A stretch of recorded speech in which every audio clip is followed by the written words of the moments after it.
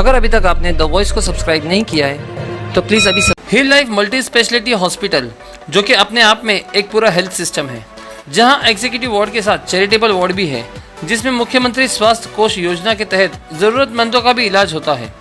गर्भवती महिलाओं को रजिस्ट्रेशन करवाने पर नॉर्मल डिलीवरी 8,000 रुपए और सीजेरियन केवल 25,000 रुपए में दवाइयों के साथ की जाती है। हिल लाइफ हॉस्पिटल में सभी इंश्योरेंस कंपनी की कैशलेस फैसिलिटी है। हिल लाइफ हॉस्पिटल की 2 और नई ब्रांचेस शुरू होने जा रही है, एक थाने भिवंडी हाईवे मानकुली नाके पर और दूसरी गैबी नगर भिवंडी में। हिल लाइफ हॉस्पिटल का पता है Samad avenue building, 1st floor, Azmi bakery, Kalyan road, Bhiwandi.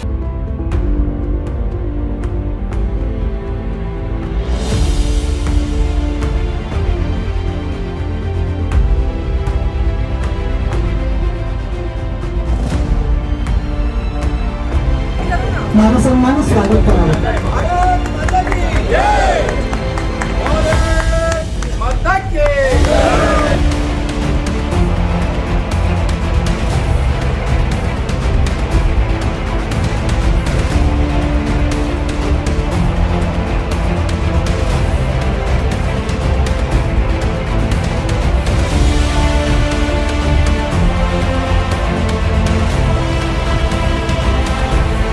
पूरे भारत में फिर एक बार मोदी जी को बहुत बड़े अंतर से हमें मिलाना है, उसके लिए जो नियोजन है, आज उसका वारूम और पूर्व विधानसभा कार्यालय का उद्घाटन में हमारे सबके लाडले के देश के राज्य मंत्री श्री कपिल साहब इनके हाथों से हुआ।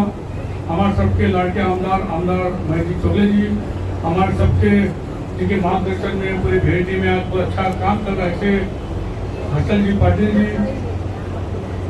हमारे संगठन में जिनके एक अच्छा नियोजन में पूरा थाना पालघर जिला काम कर रहा है, ऐसे हमारे हेमंत जी, हमारे नील चौधरी जी, सुबीर जी, हनुमान जी, शाम जी, वैभव, यशवंत कौरे, आप सबको मेरे अल्फाज से मुख्य मेला शब्द लेते हैं। उद्घाटन के अवसर पर मंच पर उपस्थित आमदार महेश चौगुले, जिला अध्यक्ष अशोक पाटिल, हेमंत म्हात्रे, मेरे चौधरी सुनील पाटिल, रामनाथ पाटिल, भाई जी, हनुमान म्हात्रे, मोहन अंबोरे, यशवंत तावरे, पता तो नाव है राजू राजन जी, मंच पर उपस्थित सभी मान्यवर जिन्होंने हम सबको यहाँ पे निमंत्रित किया, तो इस विधानसभा क्षेत्र के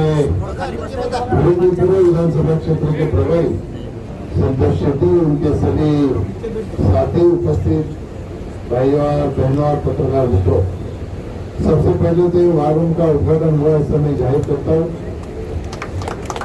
और आने वाले 2024 के वार को इस वार रूम से संतोष शेट्टी जीते, ऐसी हम सब की तरफ से संतोष शेट्टी को शुभकामनाएं देता हूं। भारतीय जनता पार्टी किस तरह से काम करती है, ये कभी भारतीय जनता पार्टी को भारतीय जनता पार्टी के कार्यकर्ता को बताने की जरूरत नहीं है। भारतीय जनता पार्टी हमेशा इलेक्शन के मोड में रहती है। जिस दिन वोटिंग हो जाता है दूसरे दिन फिर से इलेक्शन मोड में आती है। इसके लिए वार करना तो जरूरी होता है, इसलिए भारतीय जनता पार्टी में वार रूम होता है। अभी संतोष शेट्टी ने कहा कि आप कहां से फंड लाते हो भिवंडी के विकास के लिए, उसका क्रेडिट कोई और लेता है, इसलिए वार रूम है कि कोई क्रेडिट ना ले, हम जो काम करते हैं वार रूम से जनता तक पहुंचे, इसलिए वार रूम बनाने का सुझाव हमारी पार्टी देती है। मैं आपको कहना चाहूंगा, एक 3-4 दिन पहले मैं सूरत में गया था। गुजरात के भाजपा के प्रदेश अध्यक्ष CR पाटिल, उनका वार रूम, उनकी तारीफ प्रधानमंत्री जी करते हैं उनके वार रूम।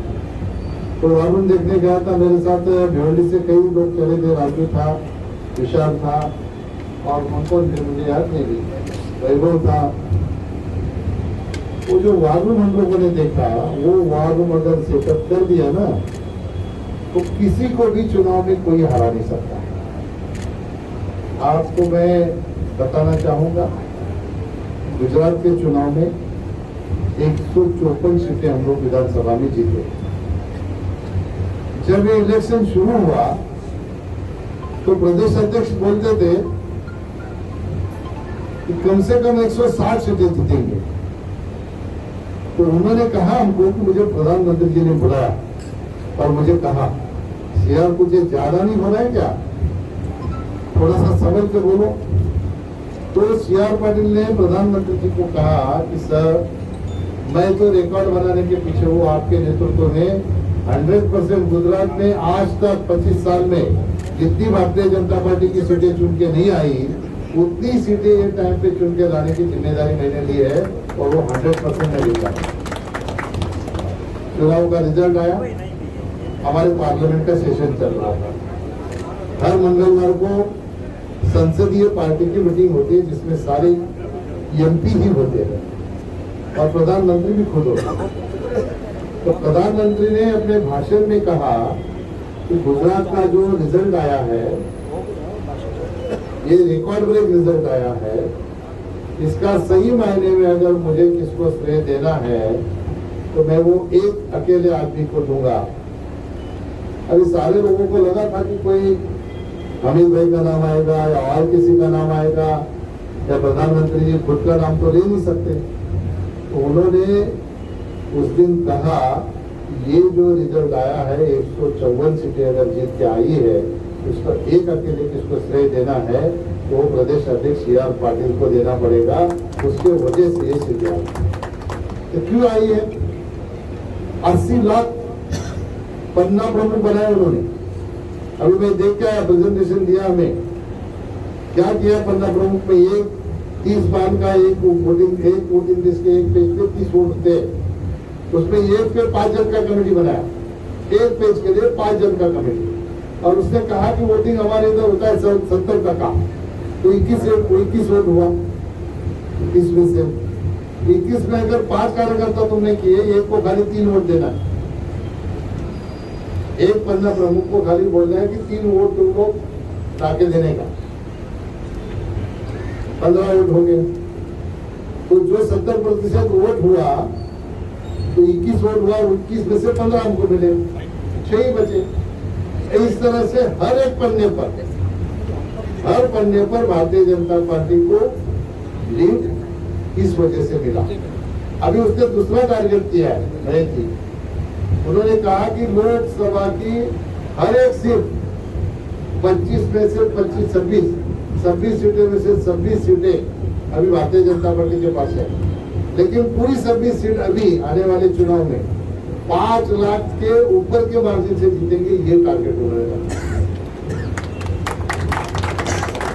ये जो सारा हो रहा है, ये वार रूम का सेटअप जो उनका है और कार्यकर्ताओं का समर्पण है, उसके वजह से हो रहा है। खाली वार रूम सेटअप करके चलेगा क्या? कार्यकर्ता ने भी अपना योगदान देना चाहिए। कार्यकर्ता योगदान देंगे तो होगा। एक उन्होंने नंबर, व्हाट्सएप नंबर बनाया 0261 और 23 लाख। वो नंबर व्हाट्सएप पर हम लोग अगर उसको हाय, वो नंबर पे खाली व्हाट्सएप पर हाय भेजना है। हाय भेजेंगे तो सारे केंद्र सरकार की, राज्य सरकार की योजना इमीडिएट हमारे सामने आ जाती है एक हाय से। तो कितना अच्छा तरीका ढूंढा है उन्होंने। अभी मैं हाईवे पे 7000 फुट मैंने जगह लिया है, 7000 फुट में ये वार रूम सेटअप कर रहा हूँ। पूरा वार रूम सेटअप होगा, पूरे लोकसभा का वार रूम वहां से सेटअप होगा और उनका ही सारा जो सॉफ्टवेयर है, वही सॉफ्टवेयर यहाँ पे डेवलप होगा। उससे खाली लोकसभा नहीं, सारे विधानसभा को भी फायदा होगा। और इसके वजह से जो हमारा टारगेट है 2024 का 330 का, वो टारगेट को 100% पूरा हमारे मोदी जी के नेतृत्व में होगा। जो होगा, तो ये 9 साल में जो काम के माध्यम से विश्वास निर्माण हुआ, एक बात वो है। दूसरी बात अभी कल की है, और ये वालूम और हमारे सोशल मीडिया का देखने वाले, व्हाट्सएप ग्रुप में रहने वाले, उनको सतर्क रहना है कि कल हमारा चंद्रयान चांद पे उतरा। डिवीजन कांग्रेस अध्यक्ष का स्टेटमेंट क्या आया? 1967 में पंडित नेहरू ने इसरो को बनाया, इसलिए इसका सारा श्रेय पंडित नेहरू का है। उसमें हमारे शरद पवार साहब भी घुस गए, उन्होंने भी सेम स्टेटमेंट दिया। फिर अखिलेश यादव जी हैं, वो खुद को हमारे मुसलमान भाइयों का मसला समझते हैं, उन्होंने इतना ही लिखा चांद मुबारक। किसको? ये कुछ नहीं। अभी कल मेरे दिल्ली के घर पे, मैं श्रीनगर से दिल्ली आया कल, सारे पत्रकारों ने वहां घेरा, मुझे एक एक बाइट दे रहे थे। उन्होंने मुझे से सवाल पूछा कि सोनिया गांधी ने खाली इसरो के चीफ को देकर लिखा, प्रधानमंत्री को बधाई नहीं दी। दूसरा सवाल उनका था, इन्होंने खड़गे जी ने कहा कि पंडित नेहरू का श्रेय और अखिलेश यादव। मैं बोला जैसा उनका सवाल है ना, उसी हिसाब से मैं जवाब दूंगा। मैंने उनको कहा कि जहाँ पे मोदी जी बैठे हैं, पूरे विश्व के नेताओं ने मोदी जी को बधाई दी, हमारे राष्ट्रपति को बधाई दी, तो सोनिया गांधी के बधाई के ऊपर थोड़ी हमारे प्रधानमंत्री है, तो नहीं दिया तो क्या फर्क पड़ता है? पूरे विश्व ने दे दी, कोई गिनता नहीं है। अभी खड़गे और शरद पवार साहब ने ये कहा, तो मैंने उसका जो जवाब दिया वो बड़ा अच्छा, आपके सहारे हमारे लोगों ने उसको वायरल करना चाहिए। मैंने कहा ये क्या, उन्होंने बोला इसरो बनाया पंडित नेहरू ने, इसलिए उनका श्रेय। मैंने कहा पार्लियामेंट बनाया ब्रिटिशों ने, तो वहां पे जो भी कुछ हुआ तो सारा क्रेडिट ब्रिटिशों को देना पड़ेगा, क्योंकि उन्होंने तो बनाया 1911 में शुरू किया और 1921 में उसका उद्घाटन हुआ। फिर कांग्रेस के काल से जितना भी काम हुआ है सारा ब्रिटिशों ने किया। यही फॉर्मूला अगर वापरेंगे तो ऐसा होता है क्या? हर एक प्रधानमंत्री की अपनी नीतियां होती है। हमारे प्रधानमंत्री की नीतियां है, वो नीतियां के ऊपर काम करते हैं।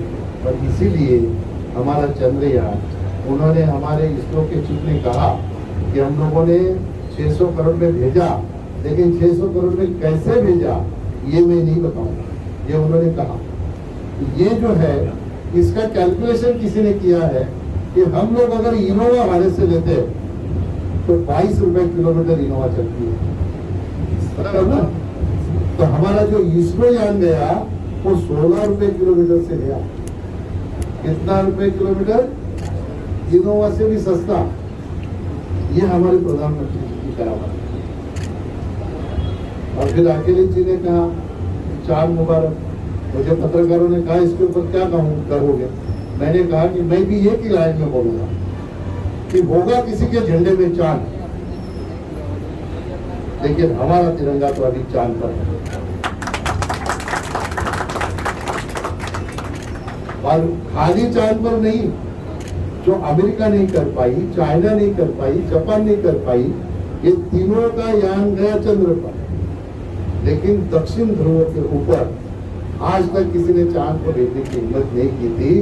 तो हमारे प्रधानमंत्री जी के नेतृत्व में हमारे इसरो के सारे साथियों ने भेजा और वो सक्सेस हुआ। ये हमारे भारत की नहीं है। इसलिए तो मैं अभी कहते रहता हूँ सब जगह पे। मैंने प्रधानमंत्री जी के सामने भी कहा था जब एनडीए की मीटिंग थी, मैंने कहा था कि अभी दुनिया या हमारे युवा किस तरह से बोलती है, एक खिड़की खोलकर देखने दो मुझे, मेरे देश की नई तस्वीर बन रही है। पहले तो सरकारी गठबंधन से बनती थी, अब विपक्ष गठबंधन से बन रहा। हम ये तो दावा नहीं करेंगे कि मोदी जी ने सारे देश का कचरा साफ कर दिया, लेकिन ये दावा जरूर कर सकते हैं कि मोदी जी ने सारे देश का कचरा पटना में, बेंगलोर में, अभी मुंबई में इकट्ठा कर दिया। अभी उठा के फेंकना आपकी जिम्मेदारी। तभी 2024 में फिर एक बार मोदी सरकार। अभी किसी ने यहाँ पे कहा कि विपक्ष के गठबंधन को, उनका कभी नाम पूरा मुझे बरोबर लगता है अफसर देता है, पूरा नाम लेने का ही नहीं। I full stop, M full stop, D full stop, I full stop, ये फुल स्टॉप। अभी अगर फुल स्टॉप इतने स्पीड ब्रेकर है तो 2024 में पार्लियामेंट तक पहुंच सकते हैं क्या लोग? हमारा गठबंधन क्या एनडीए क्या है? एनडीए पता है किसको? हम क्यों पहुंचेंगे? एनडी हमारे गठबंधन में ही नरेंद्र दामोदर दास है भारतीय जनता पार्टीचा और खाली नरेंद्र दामोदर दास नहीं है, हमारे गठबंधन का नाम एनडीए है, तो साथ में अमित भी है। तो ये गठबंधन, इसको जगह से हिलाने की ताकत आज के तारीख में किसी भी पार्टी में नहीं है। और ये मैंने प्रधानमंत्री जी के सामने भाषण में हमारे एनडीए की बैठक हुई थी महाराष्ट्र सदन में दिल्ली में, उस वक्त ये बात मैंने वहां पे कही थी और प्रधानमंत्री भी ताली बजा रहे थे, अमित शाह भी ताली बजा रहे थे। ये वार रूम के माध्यम से संतोष शेट्टी की टीम, हमारे कार्यकर्ता इस तरह से जुड़े कि हमारे देश में मोदी जी ने जो काम किया है, राज्य में एकनाथ शिंदे साहब के नेतृत्व में, देवेंद्र जी के नेतृत्व में, अजीत दादा के नेतृत्व में राज्य सरकार जो काम कर रही है, मैंने कुछ काम किया होगा, महेश ने किया होगा, संतोष ने किया होगा, कुछ हमारे नगर सेवक लोगों ने किया होगा, ये सारे कामों को जनता के सामने लाने का काम इस वार रूम के माध्यम से करने की आवश्यकता है। मुझे विश्वास है कि निश्चित तौर पर हमारे वार रूम के माध्यम से भिवंडी के जन को ये जानकारी मिलेगी, तब जाके जो अफसर ने बोला महेश को कोई चिंता नहीं है, मुझे भी कोई चिंता नहीं है, संतोष शेट्टी को वहाँ भेजना है, तभी हम भेज पाएंगे। ये तीनों सीटें तभी चुन के आएंगी जब हम लोग सब एक साथ में मिलकर इकट्ठा होकर काम करेंगे और पूरे ईमानदारी से काम करेंगे। कोई हमारे यहाँ पे भिवंडी शहर में भारतीय जनता पार्टी कोई कमजोर नहीं है। भारतीय जनता पार्टी के कार्यकर्ता जो परसेंटेज हमारा वोटिंग का है वो अगर बढ़ाए तो हमें कोई परेशानी नहीं। 2014 के चुनाव में मुझे 80,000 वोट मिला था, कांग्रेस को 1 लाख वोट मिला था। 2019 के चुनाव में कांग्रेस को 1,40,000 मिला, मुझे 1 लाख। संतोष शेट्टी अध्यक्ष था, उसने मुझे कहा था कि 1 लाख वोट मिलेगा और 1 लाख को मिला, 200-300 वोट कुछ कम पड़ा, 1 लाख। मैं जिम्मेदार से कहता हूँ, हम सब लोग अगर सारी भारतीय जनता पार्टी की जो सुविधा हमारे पास है या प्रदेश से हमें जो भी सब गाइडलाइन मिली है उसका सभी का उपयोग हम लोग करेंगे, तो मैं दावे के साथ कहता हूँ कि अगर उनको 1,40,000 वोट मिलेगा तो उनको 1.5 लाख वोट मिलेगा। अभी हमारे मुसलमान भाई कुछ यहाँ पर है, मैं हमेशा उनसे बातचीत करते समय प्राइवेट में बात करता हूँ कि लोगों को गुमराह करते हैं। गुमराह क्या होता है? मोदी जी के नाम से डराते हैं। अभी मोदी जी के नाम से डराने के दिन भी चले गए। अभी कांग्रेस जिस मोदी जी के नाम से हमारे मुसलमान भाई को डराते हैं, तो मुसलमान भाइयों को भी भावना में बह के मोदी जो करते हैं उसको रोकना पड़ेगा कि विकास के लिए हमको वोट करने की आवश्यकता है। और सबसे बड़ी बात यह है कि यहाँ पे उनके डर से वोट नहीं करते हैं और वाराणसी में उनको 16% वोट करते हैं। ये बात तो समझ में नहीं आती है। इसका मतलब ऐसा है कि हमारे मुसलमान भाइयों ने भी वाराणसी में मोदी जी के नेतृत्व को माना है। इसलिए ये गुमराह करने वाले पार्टियों से सावधान रह के काम करने की आवश्यकता है। अभी यंग जनरेशन हो या हमारे बड़े बुजुर्ग भाई लोग हो, सबको भिवंडी के विकास को देख के आगे हमको वोट करना है। वो भारतीय जनता पार्टी हो या भारतीय जनता पार्टी का मित्र पक्ष हो, जो भी हो, उसको वोट करने की आवश्यकता भी निर्माण हुई है कि भारत के निर्माण में, भारत के विकास में आप लोगों का अभी योगदान आप देंगे, तभी और हमारे देश की तरक्की होगी। आज के तारीख में हम 5 नंबर पे है। मोदी जी ने कहा है कि मेरे अगले टर्म में मतलब 24 से लेकर 29 तक हम तीसरा नंबर का इकोनॉमी इस देश को करेंगे और उसमें हमारे 140 करोड़ देशवासियों का सहयोग होना जरूरी है। इसलिए मैं आप सभी से आह्वान करता हूँ आज के इस अच्छे